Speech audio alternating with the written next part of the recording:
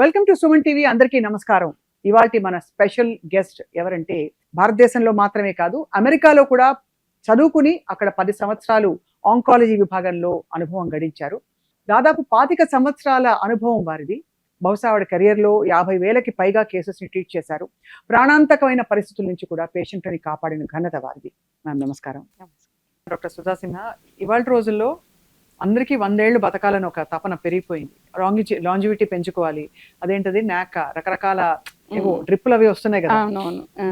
అంటే ఇవన్నీ తీసుకుంటూ పోతే రెగ్యులర్ గా మీ ఏజ్ బాగా పెరుగుతుంది, మీరు అంటే వయసు తగ్గుతుంది బట్ ఏళ్ళు పెరుగుతాయని చెప్పి. సో 100 ఏళ్ళు బ్రతకడానికి మీకు తెలిసిన కార్డినల్ రూల్స్ ఏంటండి? నాకు 100 ఏళ్ళు బతకాలనే ఉంది, బట్ ఐ థింక్ 100 ఏళ్ళు బతకడం కన్నా to live with a quality of life. So rules అన్నవంటే ఇప్పుడు మనం ఎప్పుడు వినేవే. One I think is a healthy lifestyle. So మనం యాక్టివ్గా ఉండడము, ఎక్సర్సైజ్ చేయడము, clean eating. So processed foods లేకుండా, అంటే అస్సలు ఏమీ లేకుండా అన్నట్టు కాదు, బట్ మోడరేషన్లో we should have a very healthy diet that we have.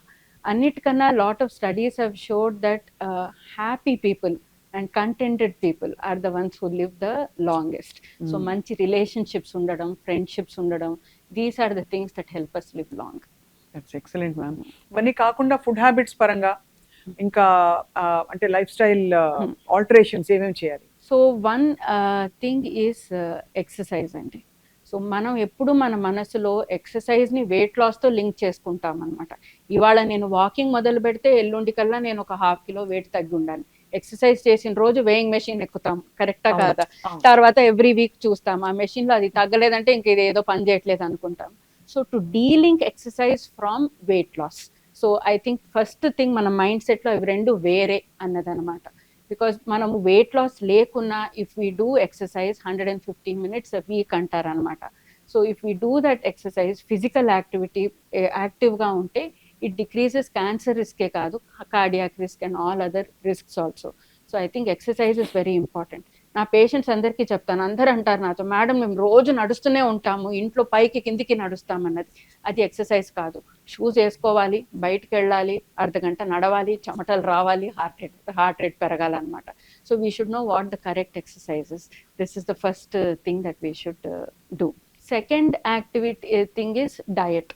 So డయట్లోనేమో అన్ప్రాసెస్డ్ ఫుడ్స్ ఎక్కువ ఉండాలన్నమాట. So even if you are eating white rice every day, ఒక meal have which is unprocessed, either breakfast or dinner. 1 meal a day which has to be clean food అనమాట. So మనకి ఆ ప్రతి ingredient ఏంటి మనం తీసుకున్నదా అనేది మనకి క్లియర్గా తెలియాలన్నమాట. సో ఇంటి వంటలు బేసిక్లీ, సో నెయ్యి ఉన్నా కూడా పర్వాలేదు, మనకి ఇంట్లో చేస్తున్నాం కాబట్టి మనకు తెలుసు ఆ దాంట్లో ఆ ఇంగ్రీడియంట్స్ ఏంటి, ఏం వెళ్తుంది ఆ పప్పులో, ఆ కూరలో, ఆ మసాలాలో అన్నది మనకి తెలుసు అనమాట. So clean eating and unprocessed food at least 1 meal a day we should do అనమాట.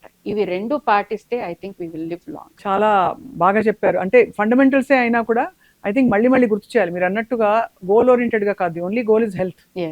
ఏదో వెయిట్ తగ్గడానికో ఇంకా అందంగా కనిపించాలనో ఇది కాదు మనకు కావాల్సింది. అవి ఆటోమేటిక్ గా వస్తాయి. అండ్ హ్యాపీనెస్ మీరు చెప్పింది మాత్రం చాలా golden principle ma'am, because happiness వెతుక్కుంటున్నాం ఇప్పుడు. So that's great and we look forward to your next conversation with you. Thank you very much. Thank you.